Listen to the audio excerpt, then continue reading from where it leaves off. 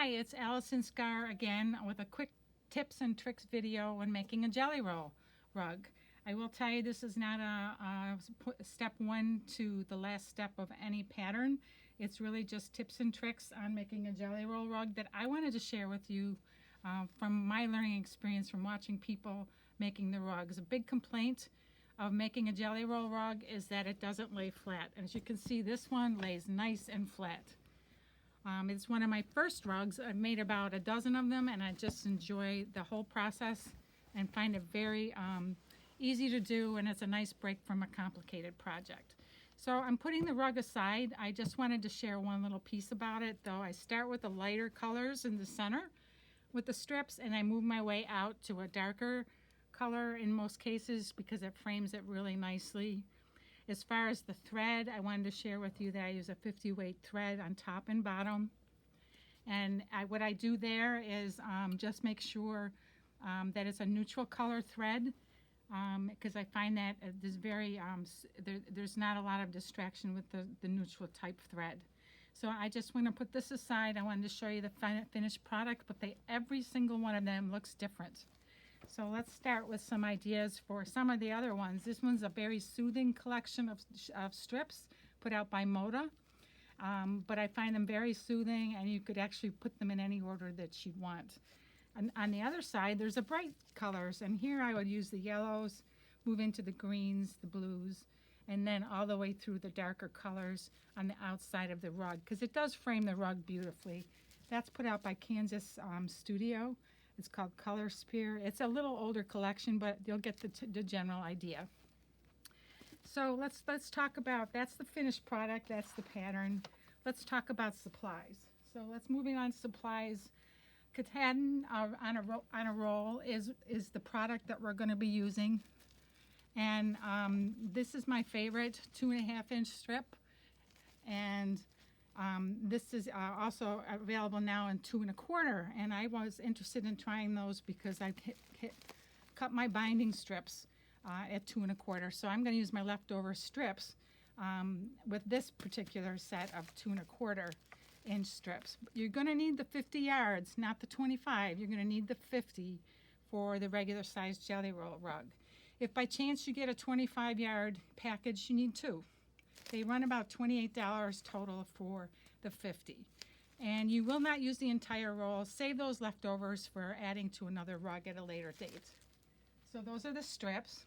They're really fun to work with. You're going to need about 5 pre-wound bobbins. I have those here. You're going to need a pair of scissors.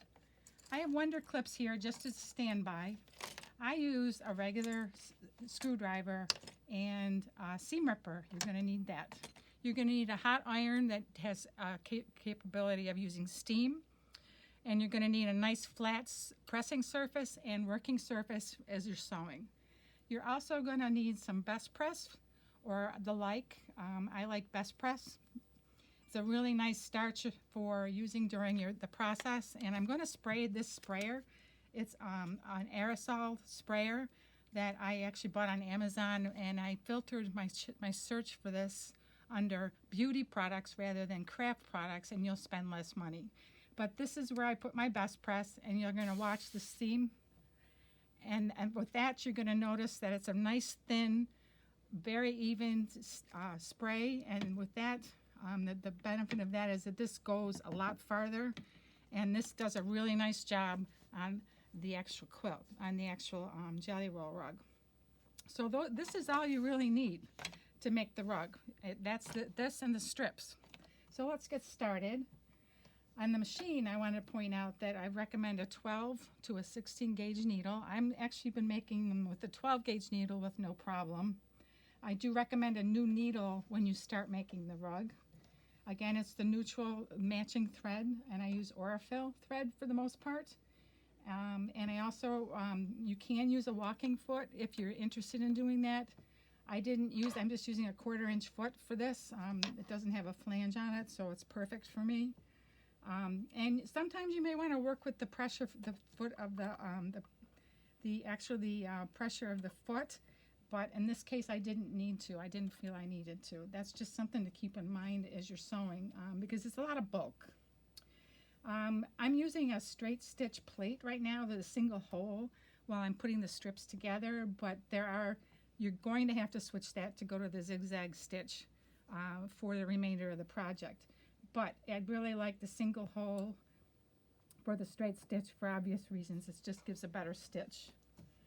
So let's talk about the flat surface is really, really important. There's also some new strips out that are fusible, and I'm looking forward to trying those. The actual strips I didn't mention, the Katahdin strips. They're actually, it's a mountain in Maine. These are made in Maine, so that's where that name came from. And so let's talk about the strips, joining them together. I do like to organize my strips in a very simple fashion of left to right, meaning I start my lighter strips because I like that in the center of the Jelly Roll rug, all the way out to the darker strips, or any other way that you want to do it, but from left to right. And I lay them on the side of my machine, and then I just take them one at a time to join them in the way that is described in the pattern.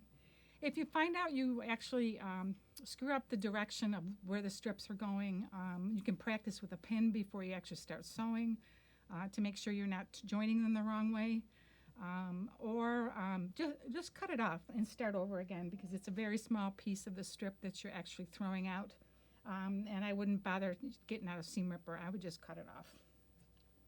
If the actual strips are flimsy to start using this best press sooner rather than later, because it'll help stabilize the strip, help prevent the curling, it'll help prevent the rolling that everyone complains about.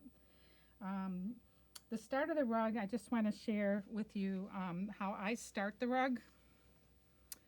I'm going to use this just for a demonstration here. Whoops. At the start and end of the rug, you're given directions to taper to make a smooth ending and start of the Jelly Roll rug. So what I do is just fold it under about 1/2 inch at the top. I'm going to fold it in on both sides that same way that they describe in the pattern. It's a double flip here. It's a double fold. And then I'm going to start stitching it. Oops, that's going to go under there.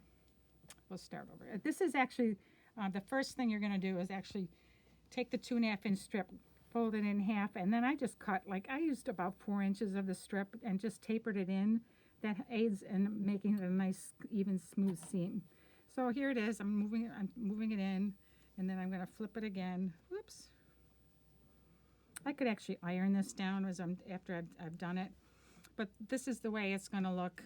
I'm going to flip it down, and then I fold it over just like you're supposed to through the whole strip, and then I flip it like this. But you're going to see it's a much nicer finish, and it's a lot less bulk in here. And I start the stitching from top and then start the batting right about here, so that as I go down, it's at the full part of the strip rather than the taper, and it will make less bulk at the beginning and the end of your Jelly Roll rug. I really highly recommend that. It's just a lot simpler that way. So when they talk about the taper, again, at the beginning and the end of the strip, I just fold the strip in half. I'll start it over again just so I can show you. I fold it in half. I just fold it in half. I think I'm going to start it like here, and I'll just go from here. That's how I taper it. So now it's the same on both sides. Push it down here a little, and just fold it down 1/2 inch. And then you may need a pin if you want to, or a Wonder Clip at this point, but it's real. And then just start the stitching process. But it's a nice finish here at the top. So let's talk about the actual stitching of this strip. You've got your whole 42 length strip, probably 40 yards worth of strips. As I'm stitching, they just go down on a little pile down here. And then I know that pile is going to come back over again, and I'll tell you why. So let's pretend I'm just starting to stitch. And we're going to fold it here, and we're going to fold it here, and then we're going to fold it over. But look what this screwdriver can do. It can really make sure it's all tucked in there as you're going along. So I'm going to just start stitching just to show you. Again, this is for demonstration purposes only. It's not the way I start my rug. So I'm just tucking it in on top and bottom. I stitch about 1/4 of an inch from the ends, just for the first row of stitching, and that's where it's right there. I use about a 2.5 for the stitch. My normal stitch is about a 2.0 on my machine. Every machine is different. So I'm about, again, 1/4 of an inch from the end. It's very easy. I'm just eyeballing it here, holding it here, and tucking it in, and then using the screwdriver for keeping it pressed. So, and anytime you stop it, you should backtrack, but I'm not gonna, that's not necessary for this part of the demonstration. So there's my first row of stitching. So you're gonna see that one side of this is nice and flat and the other side has got some volume to it. So I'm not gonna let the cameraman stay right where he is, but I'm gonna show you what happens when you press it and use best press. This is actually going to be just with steam without the best press, but I want you to see how it flattens it out. It just really flattens it out. And that's what you want, is a flat rug. But I also want to show you what happens when you do this. We're going to put another row of stitching in. I go right down the middle of the strip. One additional row of stitching. It can be decorative if you want to, but you're going to be there a while doing that. I just find a spot on my machine that I know is about halfway through the strip. And here we go. I'm going to pull it out. Now it's even flatter. And again, that's what you're looking for in your jelly roll rug. And as you go around, you're going to see you can see the difference here. That's before it's been pressed. And that's what this side has been pressed. And we put them together. When they've both been pressed, it's going to be really nice and flat. The other thing I wanted to mention is when you are actually putting the strips together around the circle, I think they say 17 inches for the first circle. I just kind of eyeball it on my measuring stick that I have on my flatbed here. Sometimes it's 16, sometimes it's 15. I'm not really that picky about it, so I don't use any pins to mark it. What I will tell you is, as I'm stitching here and I'm ready to start joining that first row, I will tell you I don't push them together like this as I'm going through. I don't push them through. I actually try to leave just a little bit of space, because as you stitch, it's going to pull together because of the batting.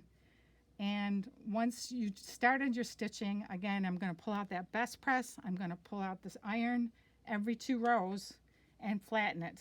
The way I flatten it is working from the inside, going out, going straight up and down with the iron, not ironing it. It's pressing, not ironing. Straight up and down so you don't stretch it, but you're starching it and you're making it really stable. That's the secret. That's it right there in the nutshell. My stitch is about a 5.4 is what I use on my machine for a zigzag. But again, I don't squeeze them together. I'm just going to show you that I don't know if you can see this, but I just kind of have one coming this way, and then I have the new strip coming this way.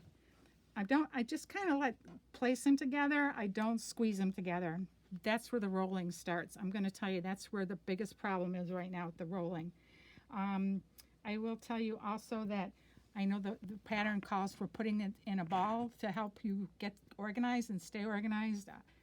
I said I started with the mess making the strip both times when I put the stitching down the middle of the strip. So I decided not to put it into a ball because I think it does actually help to let the strip just fall. It doesn't have any tug of war on the ball because the ball's pretty heavy with 40 strips with batting. I found it was easier just to leave it a mess because they're nice and stable, the strips, and work from the corner of my machine on the floor, not worrying about whether it was in a ball or not. And that just took another step away.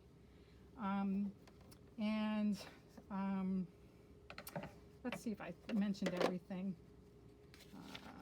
You just need some space on the floor. Make sure it's clean because that's important. The floor, when you're working on this, the extra row of stitching really helps. best press and steam are your two best friends while you're doing this.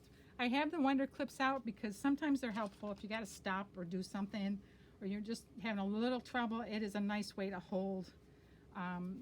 If you're not really comfortable just using the screwdriver, use the screwdriver, put it in place, and then put that Wonder Clip on. But they're really nice to keep things in place. I wouldn't use pins because you miss one, you're going to find out the hard way that you left it in there. So I wouldn't recommend it. Again, best press and steam, flat pressing every 2 rows, and start from the inside of the machine, the rug, working out with the press. Don't start doing this with the iron anywhere in this process because that's where the wobbliness starts. And make sure you do have a flat surface at all times when you're sewing and when you're pressing. So what I'm hoping is that this was enough information to get you through making your first, second, third jelly roll rug. Feel free to watch it more than once. And what I'm hoping is when it's all over, you'll say, that was easy, and make some more. Thank you.